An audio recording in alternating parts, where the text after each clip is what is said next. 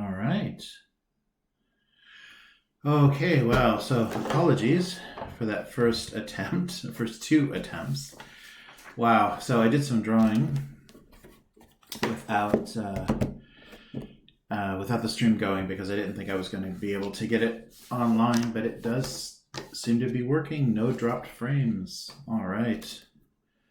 So this was going to be the first Inktober kind of drawing session. And I guess I could just show you what I did while I was waiting for the for Windows to update and for things to reconnect. And I'm gonna have to check and see if I need to change microphones. This may be a bad connection. And sorry for the all the teasing, all the false attempts to try to get this going. But now it seems to now it seems to be going at a decent speed and all of that. So this will be a thing I'll try to do, maybe not every night, but every night that there's a chance over the next 2 weeks until Okinawa. So Okinawa Comic-Con is coming up 12th and the 13th. So 13th is Public Day and A4, Artist Alley A4. So I will, this is the first book of Citizen Spaceman. That's what I've been drawing. So for anybody that's not familiar, just black and white inside. I'm contemplating doing a English color version for the show. We'll see if I can get that together. And it won't be like a full color. It will be like if you've seen the panels, they'll be just gradient colors. But it looks very nice, very interesting the way that it picks up. So this is the first book that you can see on citizenspaceman.com. And you can read in both English and Japanese. So, as you can see, boom, there's the midpoint, and that would be the end of this side. So here's the Japanese side. So this isn't completely original. I've seen other people doing this, but it occurred to me when I didn't have much of a story, I had about 12 pages, why don't I translate it and then have a Japanese version? And laying that out had all of its own kind of unique challenges because, I was doing it vertical, and I didn't have to do it in vertical, but I liked the way that looked, but it did challenge me to understand how I would possibly do that. So it changed a little bit of the orientation. I didn't flip any art. I just reorganized things from left to right. And so that is the Japanese version. I like how it looks in Japanese a lot. Of the slimness of the vertical balloons is nice. And okay, so that is what I'm working on, and so I guess I will briefly go through because this isn't going to be. I'll delete my other false starts. Oh, I think that's some marker, and that's the camera. The marker from today. So I think this is going to go up for Inktober for today. So the idea in the third book is he gets back to his ship. And at that time, he's exhausted and is finally in a comfortable, familiar place. And so he falls asleep and he dreams of his childhood. So I wanted to have a reason or a way to show kind of a little bit more of his origin and why he's in his little space suit. So this was the first night he had his suit. He slept on the gentle curve of the moon. And maybe he didn't, and maybe he just misremembered it, but that's what it felt like. And here is trying on his suit. So there were various iterations of the suit, and I'm thinking about basically just he lived in a bag or some kind of sack or something as a baby, his early childhood, and was just kind of John Travolta, the boy in the plastic bubble, protected from everything because everything hurt. So everything hurt him as a little baby, and his parents were very worried, so they did the best that they could for him, and they protected him with whatever they could find. And here's him putting on the helmet. So, let me try to square this up a little bit. Maybe pull it back. Let's try to, a little bit less distorted. So, and once he's old enough to kind of worry and wonder what's going on, putting on his helmet and can I ever take it off again? And his parents telling him, you won't need to, it will become part of you and you'll never need to take it off again. So that's the hum going on. And here's just a shot of the house. I'm thinking this is the house I think you saw in the first book. Thinking maybe that like this is the house of his birth, or maybe just kind of some symbolic house that he keeps dreaming about. But there he is on the roof, on the top of the porch. And this was an idea of the sun. So he at first thought the sun was, warm and comforting, and then realized it was, setting off all of his sensors and actually very harmful. So I was trying to come up with some sort of crazy dramatic, oh no, sunlight kind of image. And there he is in the rain looking at himself in a puddle. And I liked how that looked. I probably should extend the rain over so you can kind of see it's not only in the distance, but yeah, like the distortion of his reflection in the puddle. And this is just a kind of first thought, so him going back, and actually it might actually be flipped. I'm not sure which way it's actually going to go, but him returning to the ship. So the ship is kind of blacked out and it's just been floating. And thinking early on with the suit, he's connected with a tether or some kind of cable. And so it's another kind of dream. I think the whole beginning is going to have kind of a distorted dream quality where he's misremembering a lot of things, but I want to use it to try to really understand, or really try to get to the readers to understand what's going on with him in his suit. And here he is in his little suit, excited about it. And there's baby's first, whoa, come on, focus. Baby's first suit. So there's a little mobile about that, just the folded suit on his bed. And this, I'm not sure. I wanted to, because of the way I did the hands, they're just these little rounded things, no thumb or fingers or anything. I was thinking about having kind of like his, the legs of his suit, so the vehicle suit extend, having little digits that extend and become fingers, but they have little claws, and the end of them are little claws. What are they called? Little pincers? The whole thing, so he can pick fruit. But I was trying to come up with an image that made sense with that. This may not, out of context, not knowing what this is, this may not look like anything at all. But it was just an image that I thought might look interesting. So that's what I did tonight. And some of these will go up for the Inktober, Inktober entries, and I'll keep drawing, so kind of go with the best of the best of the best.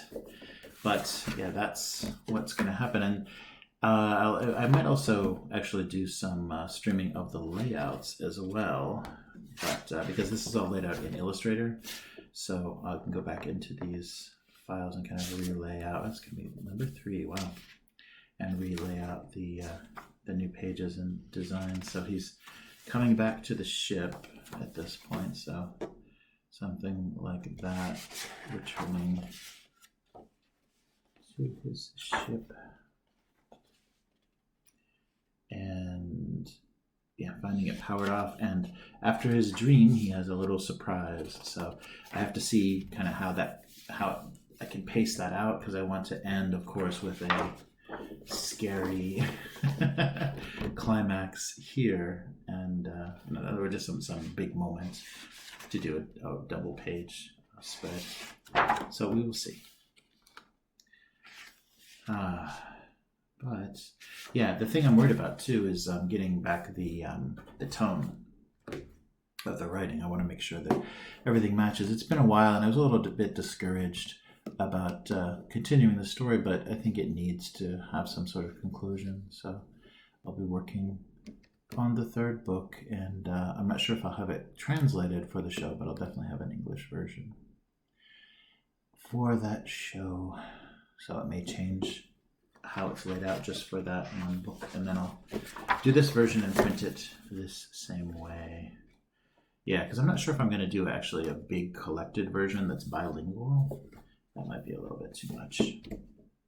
But yeah, no lost frames. They're much more reasonable. I don't know what was going on. I guess it was just the internet that I was using wasn't connecting.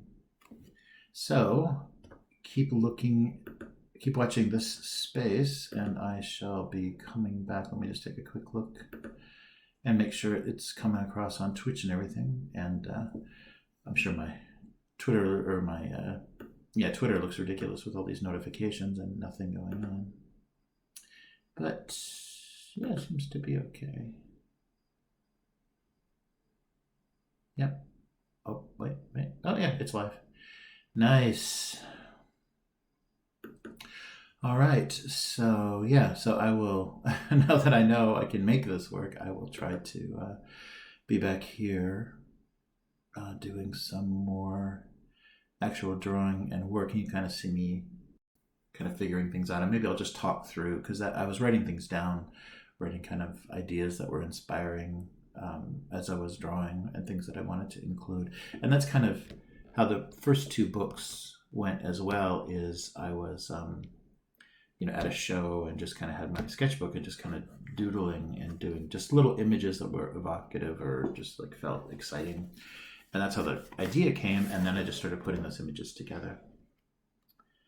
And that's how this happened. And then the idea of translating it so it's easier to sell, because people say English like, I don't know much English, but then they say Japanese and they are much more curious, and also curious to see if they can understand both versions. So that's something fun about that. All right, so yeah, well, that's a shame. Right after I get everything finished, I figure it out. But yeah, so take a look at the, I think it's just the Jeremy Lambros, JB Lambros, my Instagram. Let's find out what it is together. I think it's Jeremy Lambros. So good at this. Yeah, take a look at my Instagram here. Yeah, just Jeremy Lambros. And I should do the hunko on these before, like I did. Where's my... No. Oh, I know not how to navigate any of this. Oh, there we go. So just a quick look. Yeah, so here's the Instagram. So just my name, no period or anything. Yeah, I guess the internet is just slow. Wow. Okay, let's try this again. Okay, yeah, so I guess I should, I guess I did just ink, or just brush. So what I'm using is the Japanese brush pen, the Fude pen, that's used for writing formal kanji on things, and just doing some tones with the markers, because some of the sketch cards that I did, I liked that. I'm not sure this is going all that well. Maybe I'll switch to brown paper. But yeah, this is last year's Inktober. So I think I will, oh yeah, and I was doing more detail because I wasn't doing toning. Maybe I'll, I don't know, we'll see. But this is what's going on. Yeah, and I've got to, 2017 was the last time. All right, so let's get after that. Yeah, so that was, so that is where you'll find all the Inktober postings, and I guess maybe I can cross-post to Twitter. Sorry, my camera's a little shaky. Cross-post to Twitter, and yeah, so this will just be a little quick session to apologize for the false starts, and if anybody saw those or tried to see those, I'm very sorry. I have no idea. I had no idea how bad the internet was going to be, and I guess I'll just do this for a few nights in October, and we'll get some Inktober done. Yeah, so let me know. Yeah, I'm not sure if I'm liking the toning or not. We'll see. So Inktober 2019. So keep an eye out for the Citizen Spaceman 3. I'll post that as soon as that's available to order. And of course, first it will be at the Okinawa Comic-Con. So October 12th or 13th. So that'll be it for this. So just a few minutes as an apology for all the false starts and Citizen Spaceman and Inktober. So I will see you again probably tomorrow night. Goodbye.